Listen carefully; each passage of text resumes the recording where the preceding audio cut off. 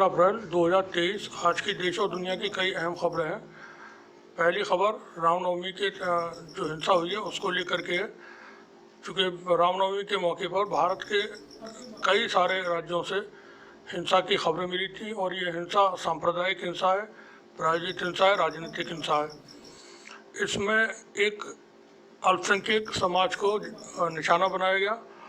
कई सारी जगहों पर धार्मिक स्थलों को आग लगाई गई, उनमें तोड़फोड़ हुई, लोगों के अपनी निजी जो संपत्ति थी मकानों में, दुकानों में और चीज़ों में, उसमें आग लगाई गई। तो इसको लेकर के इस्लामिक जो ऑर्गेनाइजेशन है इस्लामिक देशों की, उसने आपत्ति जताई है और इन हिंसा पर जो रामनवमी के मौके पर हुई है उस पर उन्होंने काफ़ी नाराज़गी जाहिर की है। खबर कुछ इस तरह से, इस्लामिक देशों के संगठन ऑर्गेनाइजेशन ऑफ इस्लामिक कोऑपरेशन ने अपनी तरफ से एक बयान जारी करके कहा है कि भारत में रामनवमी की शोभा यात्रा के दौरान मुसलमानों को निशाना बनाया जाना चिंताजनक है। ओआईसी ने अपने बयान में कहा कि भारत के कई राज्यों में मुसलमानों के खिलाफ हिंसा हुई है और अतिवादी हिंदुओं की भीड़ ने मदरसों के अलावा लाइब्रेरी को आग के हवाले कर दिया। ओआईसी ने बिहार शरीफ में हुई हिंसा का हवाला दिया है। ओआईसी ने कहा कि इन उकसावे वाली हिंसक घटनाओं की निंदा करते हैं। ये हिंसक घटनाएं बढ़ते इस्लामोफोबिया के ज्वलंत उदाहरण हैं। भारत में मुसलमानों को व्यवस्थित रूप से निशाने पर लिया जा रहा है। ओआईसी भारत से इस हिंसा में शामिल लोगों के खिलाफ सख्त कार्रवाई की मांग करता है। भारत मुसलमानों की सुरक्षा सुनिश्चित करे और उनके अधिकारों के साथ मर्यादा की रक्षा करे। यह कोई पहली बार नहीं जब ओआईसी ने भारत में मुसलमानों को लेकर आवाज़ उठाई है। इससे पहले भी कई मौक़ों पर, जैसे सीएनआरसी की हिंसा थी और सीएनआरसी का मामला था और सीएनआरसी के बाद दिल्ली दंगों में जो हुए और कश्मीर में जो 370 वगैरह का जो मामला रहा, उन मौक़ों पर भी ओआईसी ने, और जो धर्म संसद हरिद्वार में कर्नाटक में हिजाब का मामला था, तो वक्त वक्त पर ओआईसी की तरफ से इस पर प्रतिक्रिया आती हैं। नुपुर शर्मा के वक्त में ओआईसी ने बहुत सख्त स्टैंड लिया था, जिसके बाद नुपुर शर्मा के खिलाफ एक दिखावे की कार्रवाई उस वक्त सामने आई थी। लेकिन बता दें कि नुपुर शर्मा अभी तक गिरफ्तार नहीं हुई है। उनको दिल्ली पुलिस की तरफ से हथियारों के लाइसेंस भी दे दिए गए हैं और वो अभी जिस जगह पर भी, जहाँ कहीं भी हैं, वो छिपी हुई है। दूसरी खबर भारत से है। सिक्किम के नाथुला में भारी तबाही हुई है। यहाँ 6 पर्यटकों की मौत की खबर है और 150 से ज़्यादा लोग फंसे हुए हैं वहाँ पर। नाथुला बॉर्डर के पास पहाड़ी दर्रे में भारी भूस्खलन हुआ। यहाँ 6 पर्यटकों की मौत हुई और कई सारे लोग घायल हुए। मरने वालों में 4 मर्द और 1 महिला और 1 बच्चा शामिल हैं।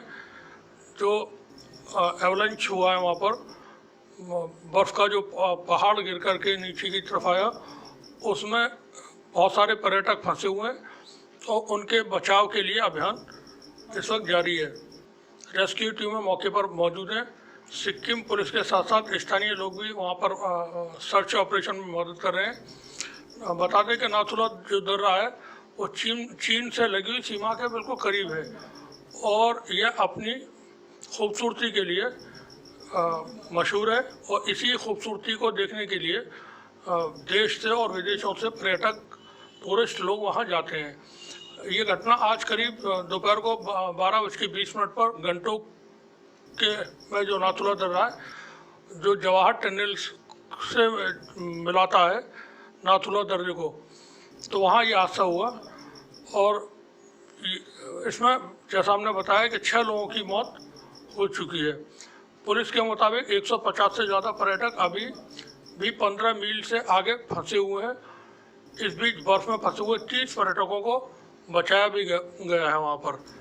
एक बहुत अहम खबर है और ये खबर अरब के देशों से है और ये अरब देशों के लिए चूँकि काफ़ी वक्त से एक चीज़ वहाँ पर देखने को मिल रही है और ये पहला मौका शायद हम लोगों के उम्र में तो पहली बार है जहाँ अरब के अंदर अमन सुकून कायम हुआ है और नो वॉर वाली स्थिति पैदा हुई है। और वहाँ पर जंगें, सिर्फ यमन में एक छोटी सी जंग अभी बाकी है और वो लगभग रुकी हुई है, थम गई है। वहाँ पर कोई एग्रेशन जैसे पहले जंग थी उस तरह की नहीं है, लेकिन तबाही यमन में बहुत ज़्यादा हो चुकी है। तो ये खबर ईरान, इराक, सऊदी अरब और सीरिया के राजदूतों की आपस में मुलाकात हुई है उसको लेकर के है।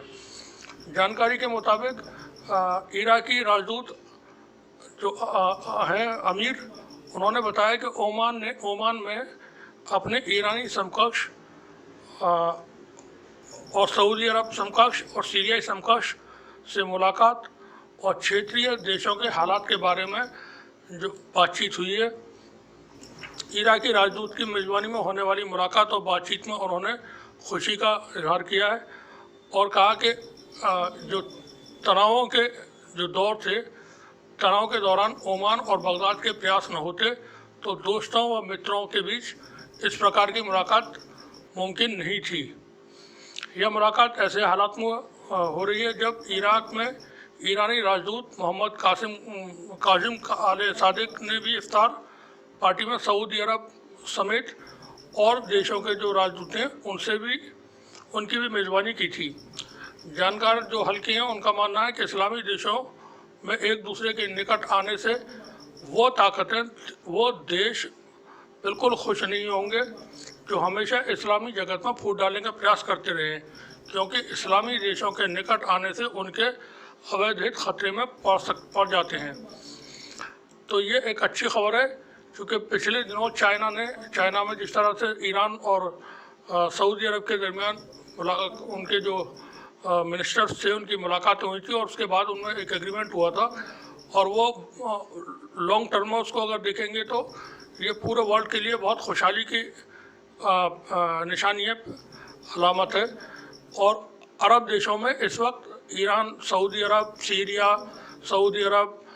सीरिया, यूएई, ये सारे मुल्क एक जगह जमा हुए हैं पहली बार और आपस में अब फ़िलहाल इनमें किसी तरह की कशीदगी इनके ताल्लुकात में ज़्यादा नहीं है। ये खबर ये भारत से है और ये आगरा की खबर है।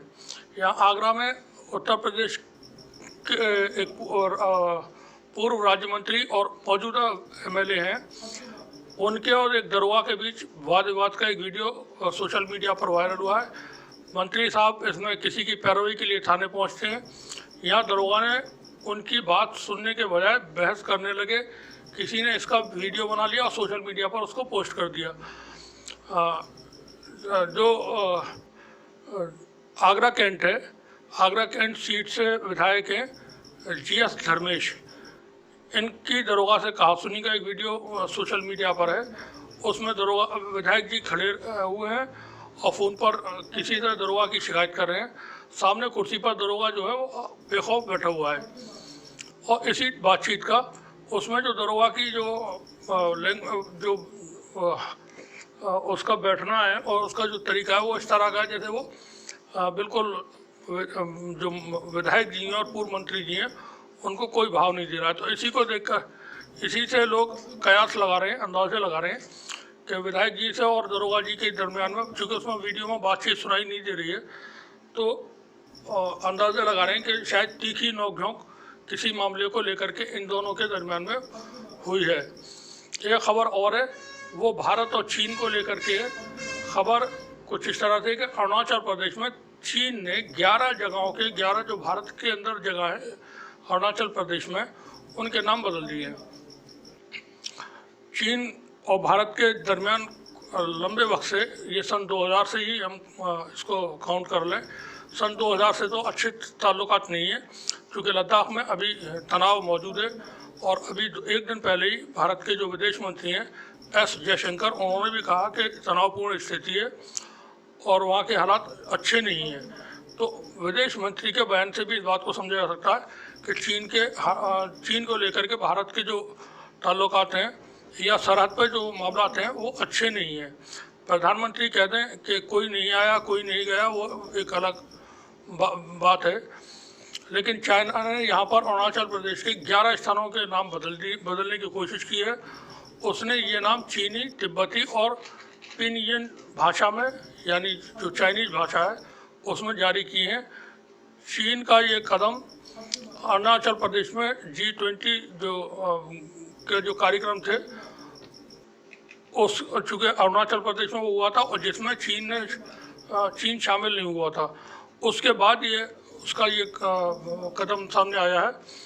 अरुणाचल प्रदेश के मुद्दे पर चीन काफ़ी एग्रेशन कई मरतबा दिखा चुका है।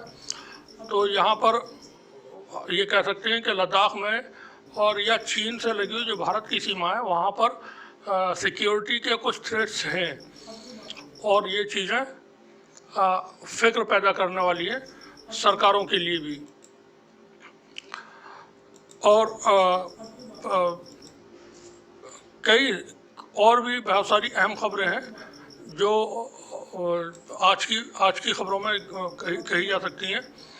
उसमें रामनवमी को लेकर के जो हिंसा हुई है, ख़ासतौर से वेस्ट बंगाल, बिहार और महाराष्ट्र, इस बार गनीमत ये रही कि उत्तर प्रदेश में रामनवमी के दौरान किसी तरह की किसी बुरी खबर कोई हासिल ऐसी नहीं हुई है कि यहाँ पर कोई झगड़ा हुआ हो, कहीं पत्थरबाजी या आगजनी वगैरह कोई हुई हो।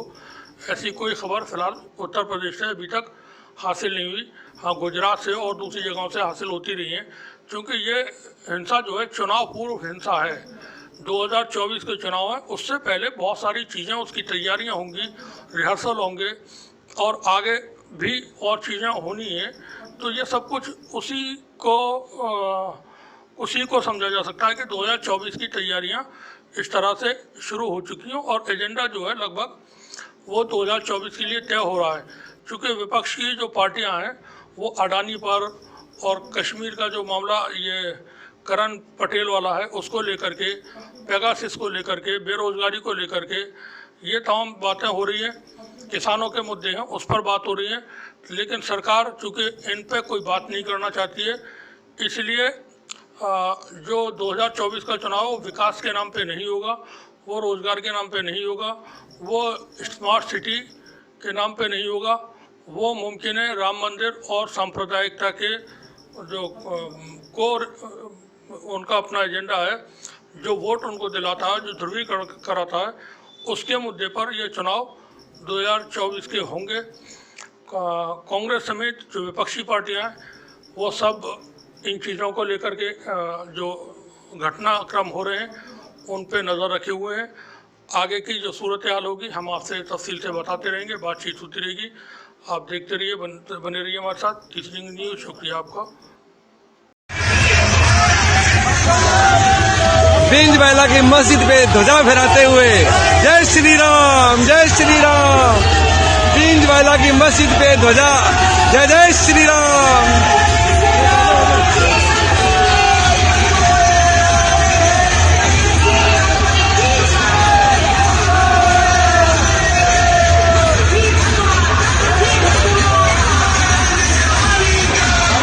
ये देखिए पूरा लाइन से जितना भी दुकान था मुसलमानों का सबको आग लगा दिया, फायरिंग हो रहा है। देखिए घर में पूरा ढेला वगैरह आया हुआ है बड़ा बड़ा।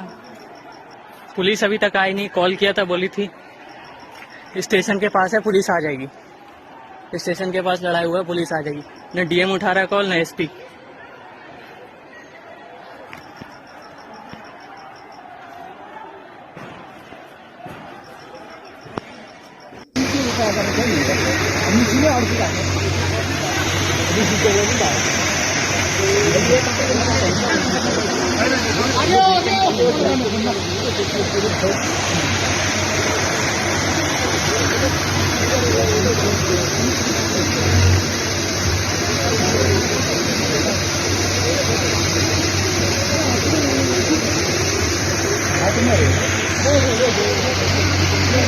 आगे आगे आगे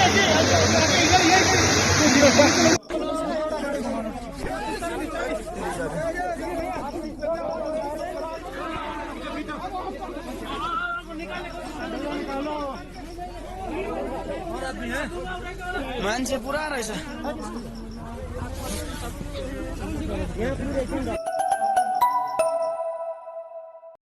मान्छेहरू यहाँ निकाल्दैछ।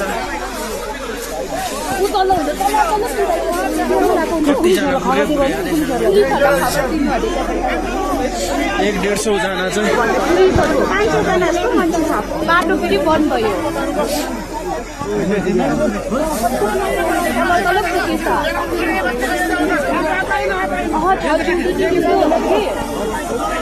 यहाँनिर आजलाई चाहिँ दब्बेको निकालिसकेको छैन